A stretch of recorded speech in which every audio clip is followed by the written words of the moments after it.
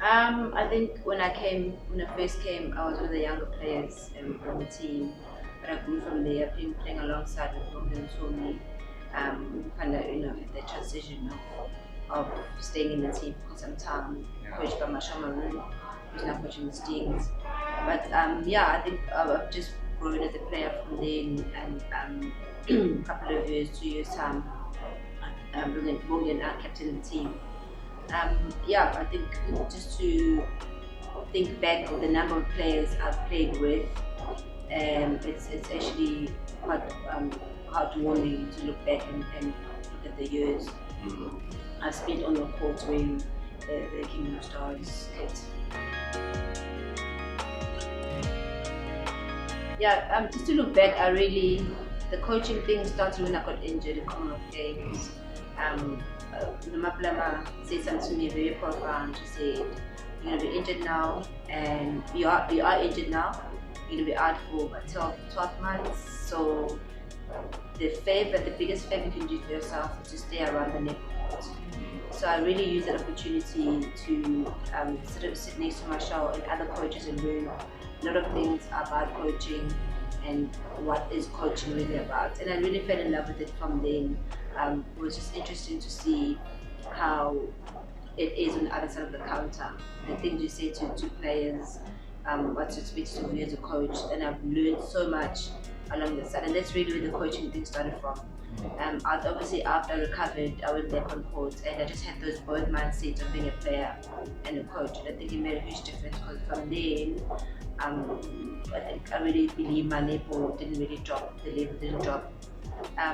Coaching alongside with Otto Jordan, I think that really gave me so much information. She's really an incredible coach, so much knowledge that I could really sit around her and just suck her dry with so much information, the intelligence about this level.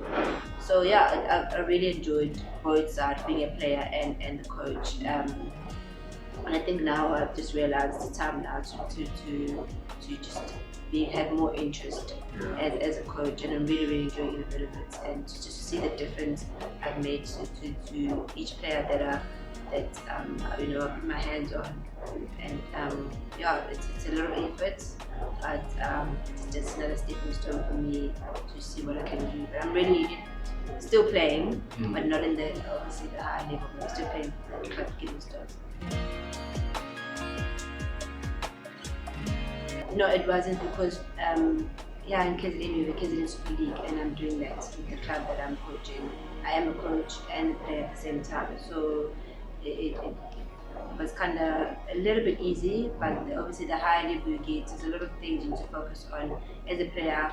Moving from being a coach to a player, it takes a toll on your mental state and to prepare your mind, and obviously you need to spend time with the players in a lot of ways, which was quite difficult for me when I was playing the Telkom League and coaching at the same time.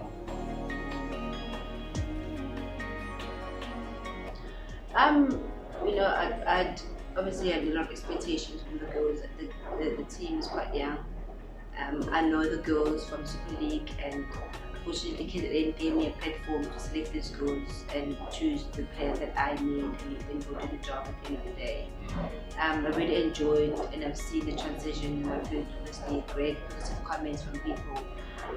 The individual players who they've never seen them play as well as they play now, which really means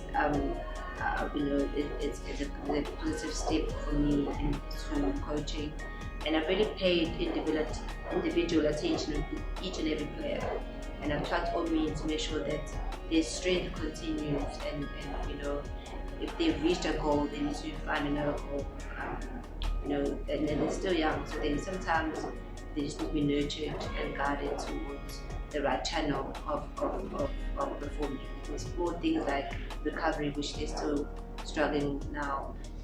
All of that I learned being a national player, and I'm passing it through to them, and eating right, resting, being prepared mentally for the game. So all of that I'm passing through to them, and it's all new, but I think with time they will get it to understand the whole idea of being an athlete and being treated like an athlete as well.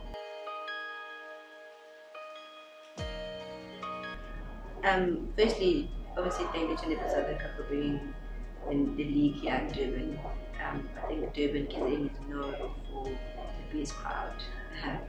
um, you know, having not having audiences and the crowd for such a long time, I remember it is a huge difference. It is a toll on the mental state. When you look around the stands and there's nobody shouting at you, it makes a huge difference as a player on court. Yeah, I think, to sit with them and tell them that there's people who have spent their time and sacrificed their time to be here for them. And the singing and shouting, which really has really made a difference. Good to see it the way they're playing. I think it was incredible to see how much the crowd was so behind them the whole time.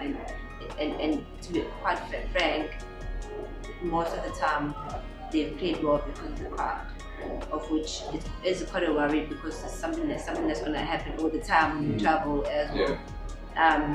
But they need to learn that at the end of the day they need to have their own crowd in their minds. And I can sit there on the side and give them so much information, but they need to be able to have their own crowd in their minds, playing and singing and getting themselves motivated. But yeah, it was incredible to have a crowd here at Durban, and hopefully we'll come back again and continue a great job in South Africa.